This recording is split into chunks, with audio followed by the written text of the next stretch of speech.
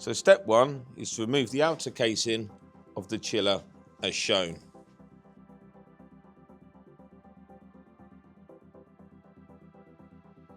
So the first thing to do is to remove the lugs as shown and install the 32mm in and out pipes as shown. Make sure these are done up nice and tight. They can be hand tight, or if you prefer you can use a wrench to just nip it up a bit tighter, but they do have the O-rings to make sure they seal nice and tight as shown. So next, place the chiller in location where you require it, like so. So the next step is to remove the caps from the in and the out valve, and we're going to install the ball valve. Now be mindful that you'll need to be able to turn this, so make sure it's not on the wrong side. So in this case you'll need this to go on this way in order for it to open and shut easily. First you want to place some PTFE tape around the thread as shown in order to get a nice tight seal when it comes to screwing on the outlet to the valve as shown.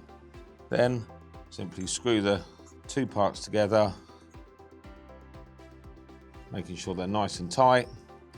And again, if needs be, you can use a spanner or a monkey wrench to tighten this up like so. Next, do the same again with the thread tape by taking it all the way around the thread like so in order to ensure you get a nice tight seal as shown. Now you screw your valve on like so, ensure you've got a nice tight fit right up to the edge of the bath, like so.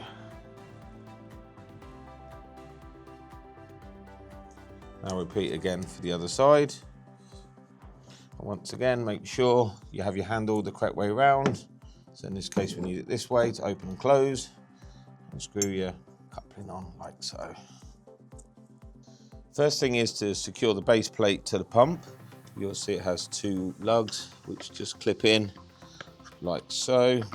And this is important because this will need to be mounted via the screw here to a plate or some sort of fixing on the floor to stop the pump moving.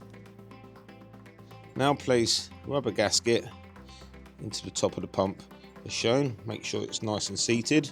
Then you want to place the 90-degree connector on top. Note it has an arrow and it also says up and down, so this is important that you install this the correct way. You simply need to ensure that it's seated perfectly and then do up the union like so. Now repeat the same for the inlet of the pump as shown. It's that, and then you place the 32mm coupling through and then do up the union like so until it's nice and tight as shown. Next, connect your 90-degree elbow to your filtration system, ensuring you also have the rubber gasket inserted as shown. And again, it must be nice and tight, flat, not twisted. Just marry that up and then simply do it up.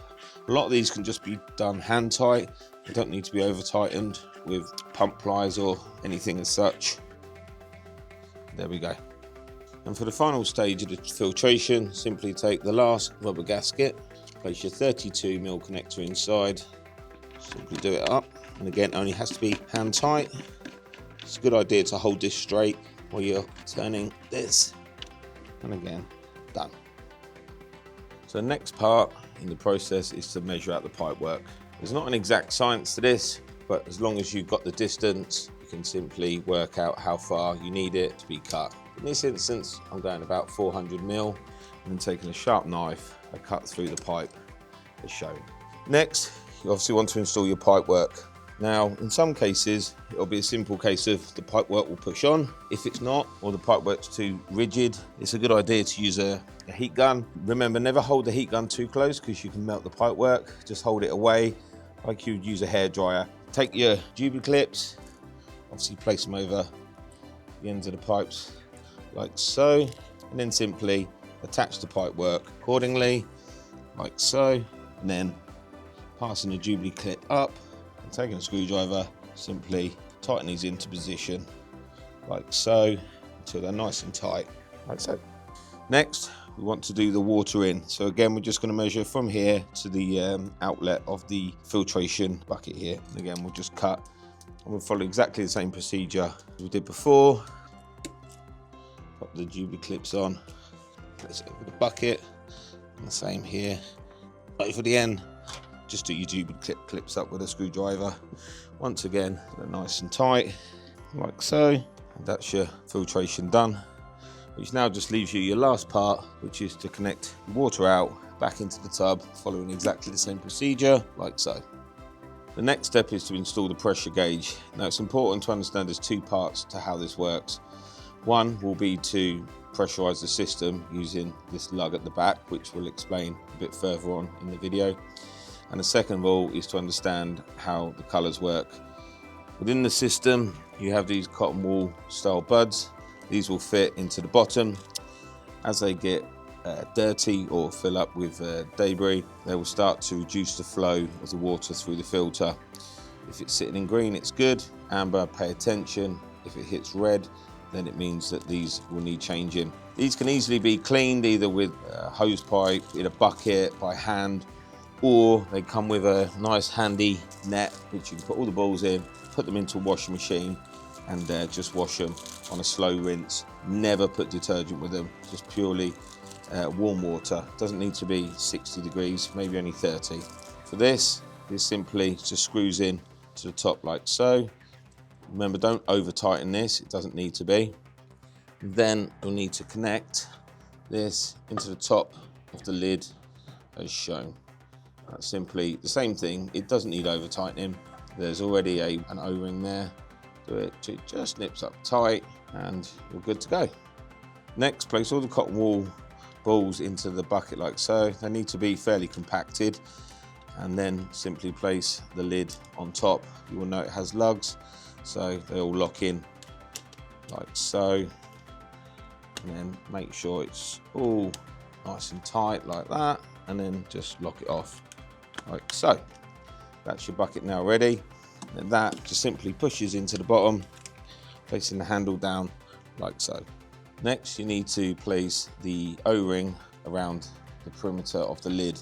Now, we often recommend before doing this using some silicone grease. This will just aid with sealing, and pass this around the perimeter of the O-ring and then install it.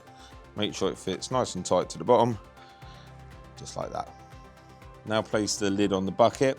It's important to place the lid in a position where you can see the pressure gauge. So if your access is from a certain side, just be mindful how the lid will fit. But once you've located it, simply push the lid down like so. Finally, taking the two outer clamps, you'll notice they both have an up arrow. This is very important for installing. You must make sure when you install these, they go on like so, nice and tight around. You do exactly the same the other way, ensuring it's up. This is important because both of these will need to meet like so, and then simply taking your long screws, pass it through like this, and then simply do up the top. The important key here is not to over tighten this lid, and now that creates a nice perfect seal around the top. And the last part here is just to connect the overflow for the chiller. This is simple. This just simply pushes onto there, then this pipe will connect into this corner just by a simple clip system like so, and this will take off any condensation that the chiller produces. If it's outside, then you don't really need to install this, you can just let the water drip straight through, but if it's inside, this will need to go to some sort of drainage. Once you've filled the ice bath, the first thing to do before you let the water into the system is check that this basket is seated correctly, and this will always be the same when you check it through maintenance.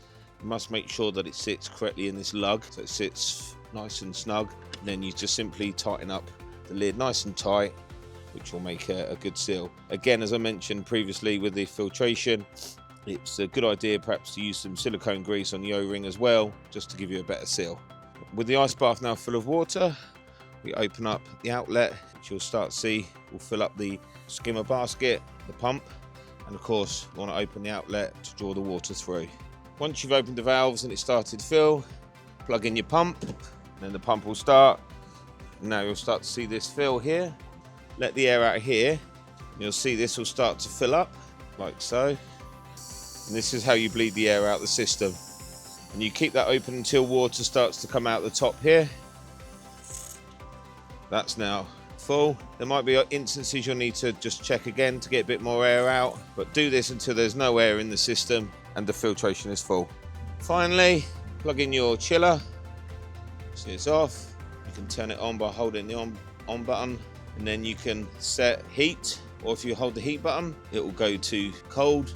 Set your temperature where you wish, in this case 5 degrees, and then the chiller will automatically register the temperature and then start to take over to chill the water.